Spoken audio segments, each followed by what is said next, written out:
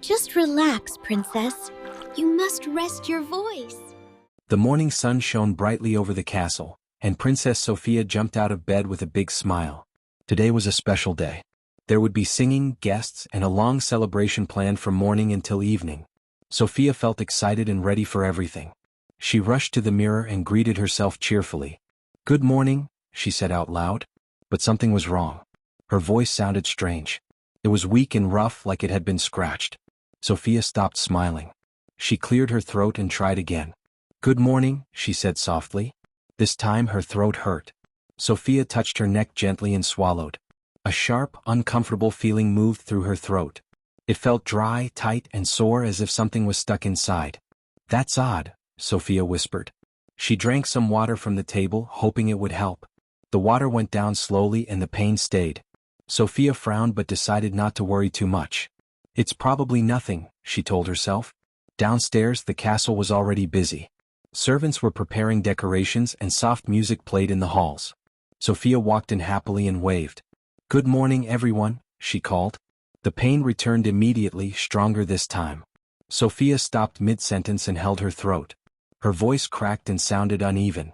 Queen Miranda looked at her with concern. "Sofia, are you feeling all right?" "I think so," Sofia replied, but even she could hear how weak her voice sounded. Speaking felt uncomfortable, like rubbing against something sore. She tried to laugh it off and continued talking during breakfast, but each word made her throat hurt more. The scratchy feeling turned into a burning ache. Sofia began to speak less, choosing silence instead. Amber noticed. "Why are you so quiet?" she asked. Sofia shrugged. "My throat hurts." Amber laughed gently. "Maybe you just talk too much." Sofia forced a smile, but inside she felt uneasy. The pain was not going away. Later that morning, Sofia practiced singing for the celebration. She took a deep breath and began the first note. Nothing came out. She tried again, pushing her voice harder. A weak, broken sound escaped her mouth, followed by pain so strong that her eyes filled with tears. "Ow," she whispered. She stopped immediately and sat down, holding her throat carefully. The excitement she felt earlier faded into worry. This isn't normal, she thought. As the hours passed, Sofia's throat grew worse. Even swallowing felt uncomfortable. She wanted to speak, to laugh, to sing like always, but her body refused. People around her began to notice. Guards spoke more quietly. Servants asked her to rest. Queen Miranda watched her closely.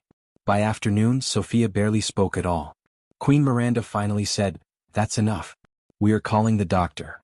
Sofia felt a small knot form in her stomach. She didn't like doctors, but she knew something was wrong. The doctor arrived quickly and examined Sofia gently. "Does it hurt when you speak?" he asked. Sofia nodded. "Does it hurt when you swallow?" She nodded again.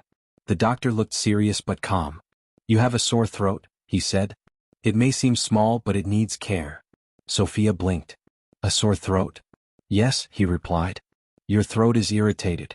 Talking, singing, and laughing too much can make it worse." Sofia felt confused. "But I didn't fall or get hurt." "Not all pain comes from falling," the doctor said kindly. "Some pain grows quietly." He turned to Queen Miranda. She must rest her voice. No singing. Very little talking. Sofia's heart sank. "No talking?" she whispered. The doctor nodded. "Silence will help you heal." Sofia felt scared. Her voice was a big part of her life. How would she manage without it? As the doctor left, Sofia sat quietly, her excitement gone. The celebration sounded distant now. The music felt too loud. Her throat throbbed gently, reminding her of the problem she could not ignore. That evening, Sofia sat alone in her room, sipping warm tea. She tried to speak again just a little, but the pain stopped her. She placed her hand on her throat and closed her eyes. "I didn't know something so small could hurt so much," she thought. Outside her window, laughter echoed through the castle halls. Sofia listened silently. Her journey had begun not with a loud cry, but with a quiet ache. And she had no idea how much this sore throat would change her days ahead. The next morning felt strange for Princess Sofia. She woke up and opened her mouth to say good morning, but she stopped herself just in time. Her throat still felt sore, tight, and uncomfortable. Even thinking about speaking made it ache. She sat up slowly and touched her throat. It felt warm and dry. She swallowed carefully, and the pain returned like a quiet warning. "I must stay quiet," she reminded herself silently. Queen Miranda entered the room carrying a cup of warm tea. She smiled gently. "Good morning, Sofia," she said softly. Sofia smiled back and nodded. She wanted to answer, but she remembered the doctor's words. Silence would help her heal. Queen Miranda placed the tea beside her. "Drink slowly," she said. "It will help your throat." Sofia took small sips. The warmth felt soothing, but the soreness did not disappear. She sighed quietly and stared at the window. Downstairs, the castle was already busy again. Sofia could hear voices, laughter, and music floating through the halls. Normally she would be right there talking and smiling. Today she stayed in her room. Later, Amber came to visit. "Sofia," she said cheerfully, then stopped when she remembered. "Oh, sorry." Sofia waved her hand and smiled, trying to show it was okay. She picked up a small notebook and wrote, "Doctor says I must rest my voice." Amber read the words and nodded. "That must be hard for you." Sofia nodded slowly. Hard was not a strong enough word. As the day went on, Sofia realized how difficult silence truly was. She wanted to ask questions, share thoughts, and laugh at jokes. Instead, she listened. Writing notes took time. Using gestures felt awkward. At lunch, Sofia sat quietly while others talked around her. She wanted to join the conversation, but her throat stopped her. The soreness felt stronger whenever she swallowed food. She pushed her plate away and rested her chin in her hands. "I feel invisible," she thought. In the afternoon, Sofia watched preparations for the celebration from a distance. People practiced singing and speaking lines. Every sound reminded her of what she could not do. She felt frustration build inside her chest. "It's just a sore throat," she thought angrily. "Why does it stop me from everything?" She wanted to scream, but she couldn't. Later that day, Sofia tried whispering a single word in her room. The sound came out rough and painful. She stopped immediately, holding her throat. Tears filled her eyes. That evening, Sofia lay in bed, listening to the quiet. Her throat still hurt, especially when she swallowed. She coughed lightly and the pain flared again. Queen Miranda sat beside her and held her hand. "I know this is frustrating," she said gently. "But resting now will help you heal faster." Sofia nodded, her eyes tired. She wanted to believe it. The next day felt even longer. Sofia followed the rules carefully. She drank warm liquids, rested, and avoided talking. Still, the soreness stayed. She felt bored, restless, and trapped inside her own body. When she heard laughter outside her door, her heart sank. She wanted to be part of everything again. Silence made her feel separate, like she was behind a wall. She wrote in her notebook, "I miss my voice." Amber read it and squeezed her hand. "It will come back." Sofia hoped so. By the third day, her throat felt slightly better in the morning, but worse by evening. The slow progress made her impatient. She wanted quick results. Why does healing take so long, she thought. At night, Sofia dreamed of singing freely again. When she woke up, the soreness reminded her that the dream was not real yet. She stared at the ceiling and felt a heavy sadness. Silence taught her many things, but it also tested her patience. She learned that rest was not easy. Waiting was not simple. Healing required time even when she wanted it to be faster. As the sun set outside her window, Sofia took another sip of warm tea and closed her eyes. Her throat still hurt. Her frustration was still there. But somewhere deep inside, she felt a small spark of hope. And she held onto it quietly without saying a word. By the fourth day, Princess Sofia felt different inside. Her throat still felt sore, though not as sharp as before. The pain was quieter now, but the silence around her felt louder than ever. She had grown used to not speaking, but she did not like how it made her feel. Sofia sat near the window watching the castle grounds. People walked past, talking freely, laughing without worry. Their voices floated through the air like music she could no longer join. Sofia pressed her lips together and looked down. "I feel forgotten," she thought. When people visited, they spoke softly and quickly, as if unsure how to act around her. Some smiled kindly, but others avoided long conversations. Without her voice, Sofia felt smaller, like she had faded into the background. She tried writing notes, but it wasn't the same. Her words felt slower on paper. By the time she finished writing, the moment had already passed. During breakfast, Sofia listened as Amber and others talked about plans and ideas. She wanted to share her thoughts, but her notebook stayed closed. She felt tired of writing. She felt tired of being quiet. Her throat still hurt when she swallowed, reminding her that she could not rush healing. But her heart wanted to rush anyway. Later that day, Sofia walked slowly through the hallway, careful not to cough or strain her throat. She heard singing from another room. It was practice for the celebration she had once been excited about. Sofia stopped walking. She stood still and listened. Each note felt like a small sting in her chest. Singing had always made her happy. Now it made her feel distant and sad. She turned away quietly. In her room, Sofia sat on her bed and hugged a pillow. Her silence felt heavy. She wondered if people still saw her the same way. Do they think I'm boring now? She wondered. The thought hurt more than her sore throat. That afternoon, Queen Miranda noticed Sofia's sadness. She sat beside her daughter and gently brushed her hair back. You've been very quiet inside, not just outside, Queen Miranda said softly. Sofia hesitated, then wrote slowly in her notebook. I don't feel like myself. Her mother read the words carefully. Why not? Sofia wrote again. I can't talk. I can't sing. I feel invisible. Queen Miranda held her hand. Your voice is important, she said. But it is not the only thing that makes you who you are. Sofia looked at her mother, unsure. You are still kind, Queen Miranda continued. You are still thoughtful. Those things don't disappear with silence. Sofia nodded, but doubt stayed in her heart. That evening, Sofia joined others quietly in the sitting room. She listened more than ever before. She noticed small things she had never paid attention to. She saw how people's faces changed when they spoke. She noticed how emotions showed without words. She noticed kindness in quiet moments. Still, she missed her voice. The next day the doctor visited again. He examined her throat carefully. It is healing, he said. But slowly. Sofia wrote quickly, when can I talk again? The doctor smiled gently. Soon if you continue resting. Soon felt far away. As days passed, Sofia began to avoid busy rooms. Too many voices made her feel left out. She spent more time alone, reading or watching the sky from her window. One afternoon, she saw a young servant struggling to carry heavy baskets. Sofia rushed over and helped quietly. She did not speak, but her actions were clear. The servant smiled warmly. Thank you, he said. Sofia smiled back. That small moment made her feel useful again. Later, she helped organize books, guided people with gestures, and listened when others needed comfort. She discovered that silence did not mean she could not help. That night, Sofia wrote in her journal. I am quiet, but I am still here.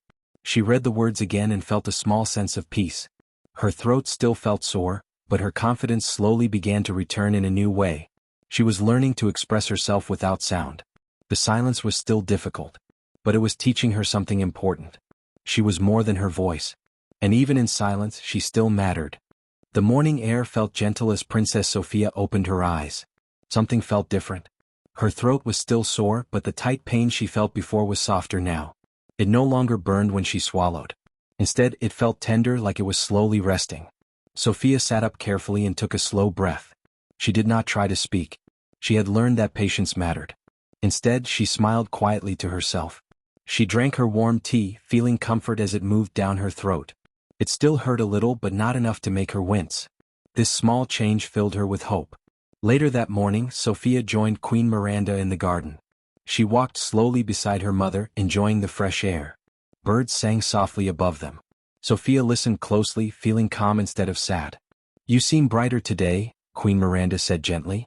Sofia nodded and wrote in her notebook, it hurts less. Queen Miranda smiled.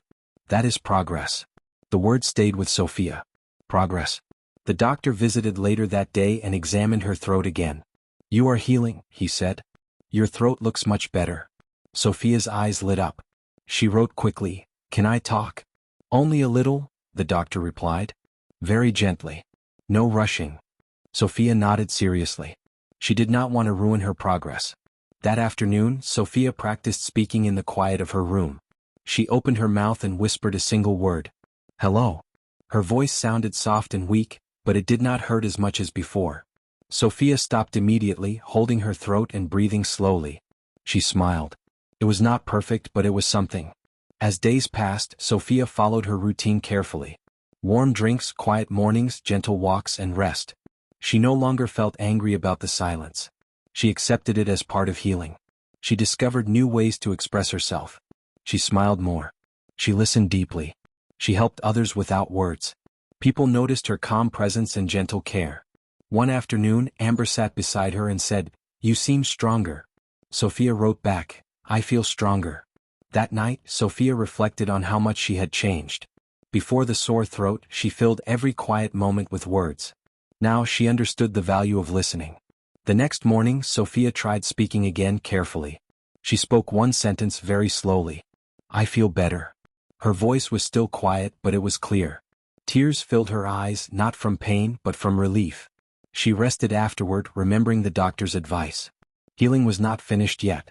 During the celebration rehearsal, Sofia stayed nearby but did not join in. Instead of feeling sad, she felt proud of her patience. She knew she would return when the time was right. A young child approached her and pointed to their throat, looking worried. Sofia knelt beside them and smiled, gently placing her hand over her heart and then pointing to the tea nearby. The child smiled back, understanding. Sofia realized she was teaching others through her actions. That evening, Queen Miranda sat beside her again.